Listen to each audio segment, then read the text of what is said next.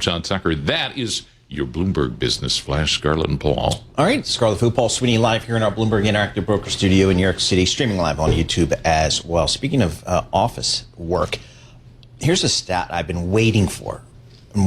Since the pandemic.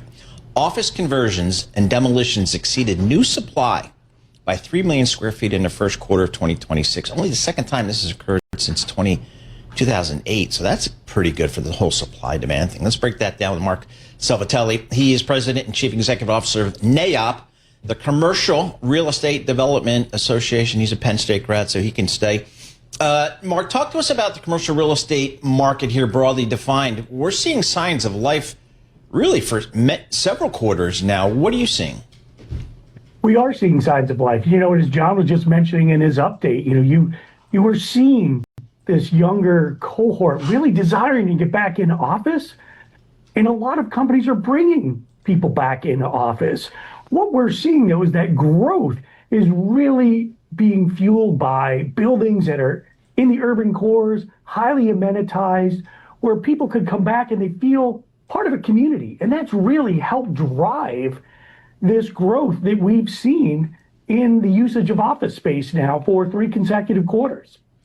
We keep hearing how there's a lot of demand for higher quality buildings, some of what you're describing with the amenities and the layout that allows for interaction between different workers. Where does that leave the buildings that are, grade B, grade C, the stuff that looks like it's from the 90s and hasn't been upgraded? Yeah, and it's a great point, Scarlett. That is actually probably the area that is still lagging behind here. Spaces that aren't nearly as amenitized, perhaps aren't in the urban core, and some of which, particularly as you're talking about Class C, have reached their functional obsolescence anyways. But what we're trying to do now is, developers are really trying to work with local municipalities to try to find ways to perhaps solve 2 problems at once: the vacant office space and, of course, the big housing crunch that exists pretty much anywhere in America, and doing what we can to convert some of those obsolete buildings into residential or other uses as well. Interest rates are rising. They're higher than a lot of people would like to see them. How's that impacting kind of the commercial real estate market these days? Yeah, look, when you look to the past 5 to 10 years, interest rates are almost across the board higher than they have been during that time frame. And it has put a bit of a cap on development. That uncertainty combined with the geopolitical uncertainty that's out there has really created increased caution within the commercial real estate community. Doesn't mean development's not happening. All it means right now is that there's really a lot more putting pencil to paper to make sure that potential projects are going to pencil out. What are the economics of new construction versus gutting, renovating existing, for instance, Class C buildings? Because it's not just interest rates that are higher, but also there's elevated construction costs. Labor is a lot more expensive than it was just a few years ago. Yeah, and you cited 2 great points there, Scarlett. Both the labor and the materials themselves are certainly higher. Now, when it comes to building a new facility, those are the prime concerns. But when we're talking about converting something, perhaps a Class C building into residential, there are other costs that come to it as well, too. The floor plates for office, while similar to residential, aren't the same. Building codes, zoning ordinances, these have to be accounted for as well, too, because often that takes additional work. So there's even more costs associated with converting a building from office over to residential than simply just the elevated labor and finance costs and construction costs that we see perhaps with starting a new building right now. Marc, we know that real estate is local by nature. Where in the U.S. is it the fastest to be able to convert an office building into something residential?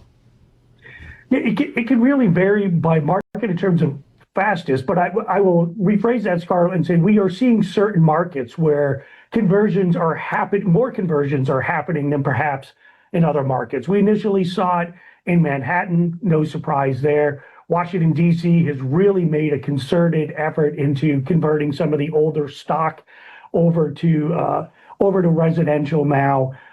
Actually, Calgary, Alberta was really kind of the pioneer in this, as they were doing this really post Great Financial Crisis with the tumbling of oil and gas prices, which of course have a real impact on the Alberta economy.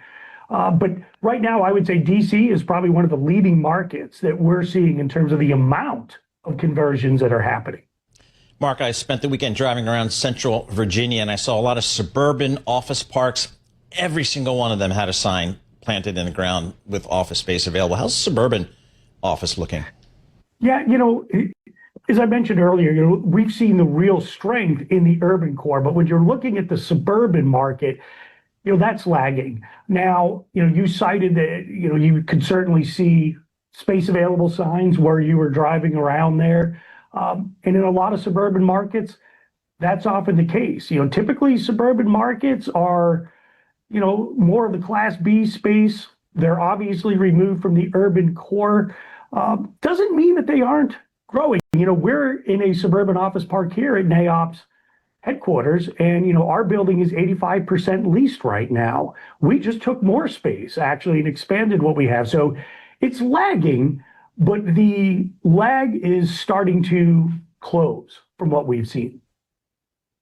How much demand is there from the co-working companies, the WeWorks and the companies that are trying to do what WeWork is doing?